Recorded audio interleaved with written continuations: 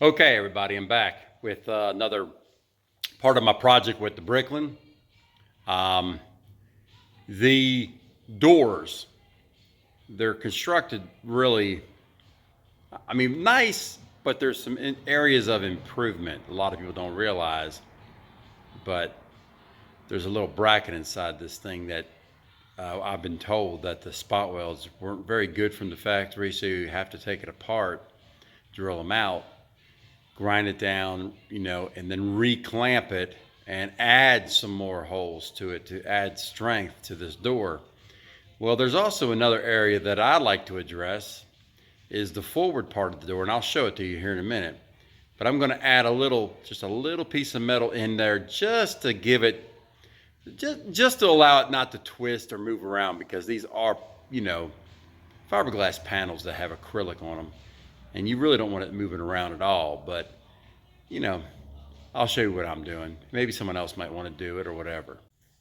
Okay, when they talk about these doors being so heavy on these Bricklins, you can see why. Look, first of all, this is a beam that goes across and it's bolted right here. I've already taken the nuts out.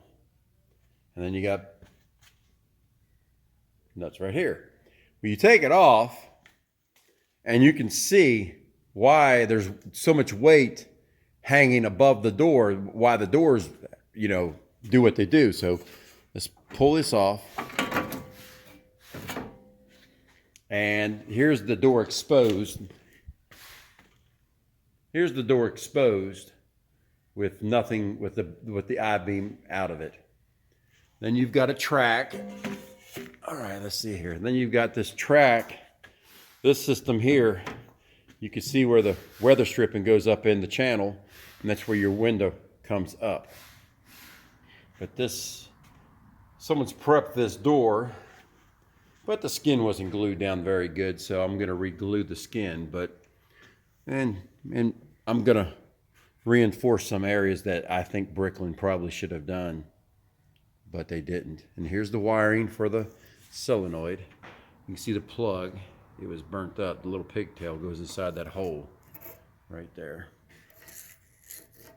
But overall, this is what it looks like inside the door. And then you got your wiring coming down for your solenoid, your glass, your track, your little scissor, little X regulator right there. For some reason, they bend up and creates an alignment issue. But then here's the solenoid for the latch assembly. They convert them over to air or modern day electronics, whatever. But look how that's why those daggone doors are so heavy.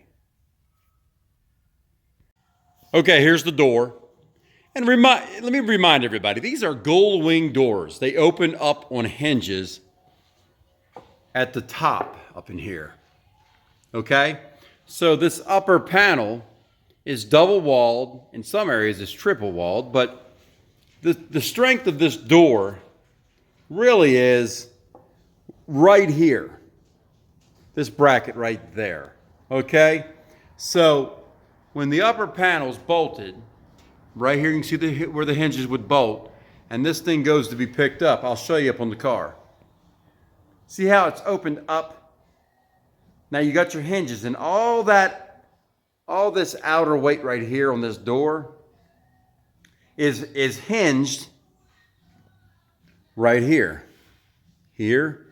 and here. So you can see there's a bracket right here, and then there's a bracket here. It looks kind of like a hockey stick because it stops right there. So they break loose, and these spot welds that they put in the side here, they're not very good. Well, I often wondered, why didn't they bring it on down? Because it stops right about here somewhere. See where the Kirk kicks in? Well, it stops. I added a piece of metal, and I welded it to this bracket here also, and then plug welded it, and then welded across the seam, ground it down. So now this whole section right here, right through here, is tying into this bracket, which there is an aluminum I-beam that goes across right here. And as you can see, it bolts. It has fasteners. So, and I'll show that to you here in just 1 minute. But look here how this thing's constructed. So I often wondered why didn't they double up the metal through this area too? This is what they would call an A pillar. This is at the windshield. Why didn't they make a bracket similar to this? I put a little bit of an edge on it. It won't take up no room. It should not affect the channel that sits in here for the glass because it sits lower. And matter of fact, here's the tab for that. So that channel sits in here. It sits below the surface. You should still be able to get the ribbon, the little vinyl ribbon that goes around this thing. You should still be able to get that in there. Tighten it up, plug weld it in. And everybody would say, well, what about that area right here in the middle? Well, I've got a solution to that too.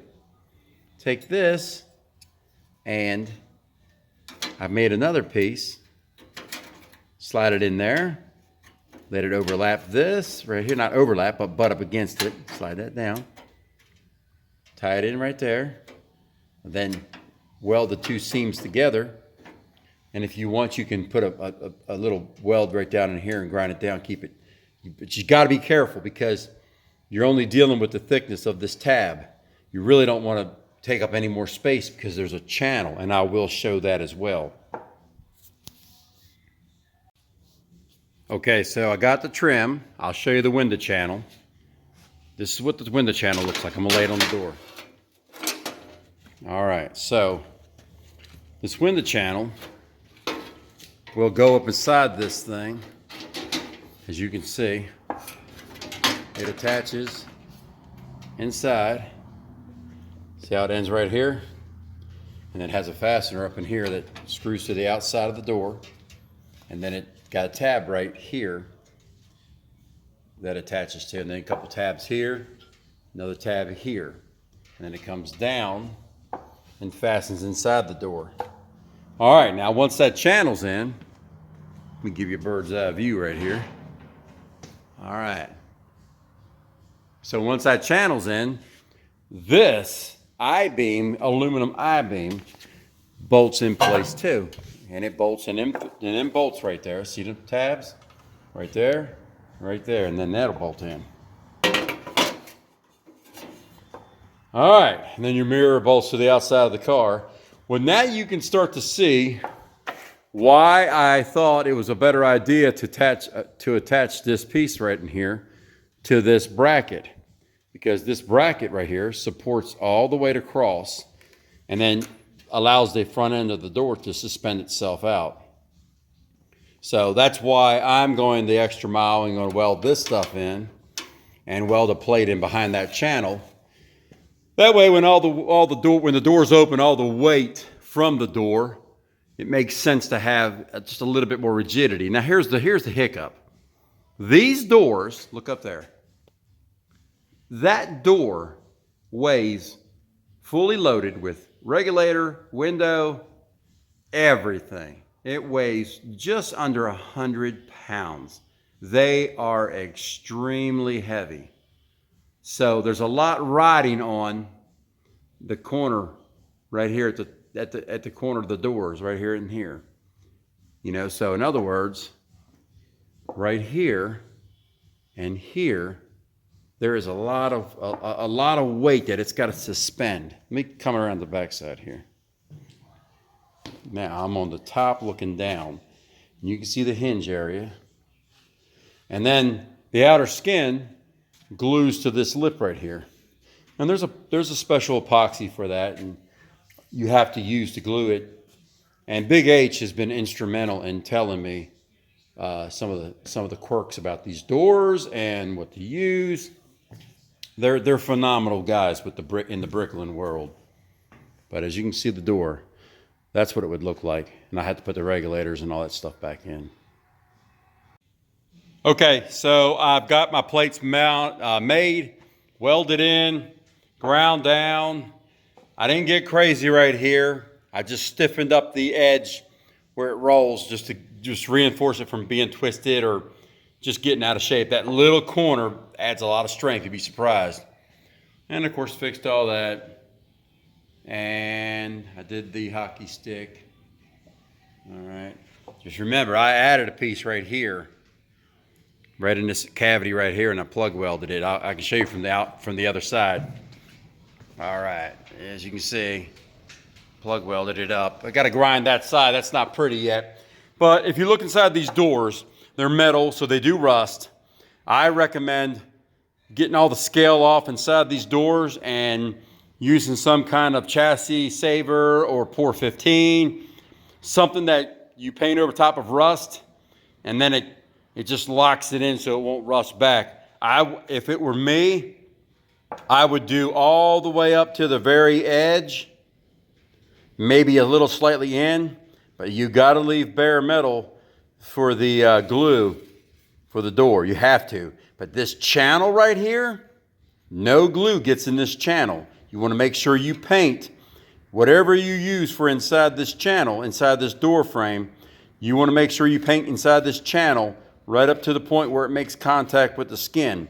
There's two drains, right here and then right here. So you definitely want to make sure. Now look, how you can tell is just it's a cutout. Water comes in and drains out the door. If you glue it and it's stopped up, the rain, if you get caught in the rain, water will fill up your door and come inside the car. So you got to be very careful. Anytime I do any kind of restoration work, I always make sure I make the drain area clear and clean and make sure it's coated really well so when water gets in there, it drains out, and then you don't have to worry about rust anymore. But that's my project on this door. Of course, everybody does it differently. You know, I wasn't even aware, like I said, I wasn't aware of that hockey stick right there coming loose until Big H told me, Big H Bricklin parts. So hats off to him. So I'm hoping to shed some light on, you know, these doors and how they're constructed. This one here had a little bit of repair done by another shop, someone else before I got the car. I did not like it. It did not settle good with me, so I removed the skin. And thus far, I found some other stuff I needed to repair that I didn't like. I'm kind of a perfectionist, and it bothers me a big time. So now I had to dolly it all out, take the track off, tweak it a little bit. And then I've seen these areas where I feel that Bricklin could have done a little bit better, but hey, it's okay. And then when I talked to Big H and bought the weather stripping from him, we were talking and he was saying something about the hockey stick bracket. And now I see what he's talking about. Yeah, you got to weld, you got to take that thing apart and re-weld it. And then while you're there, you might as well add a little bit more. Yeah, you're adding weight to the door, but it's in ounces and not in pounds. So, you know, that's one more step that I'm doing on the 75 Bricklin project.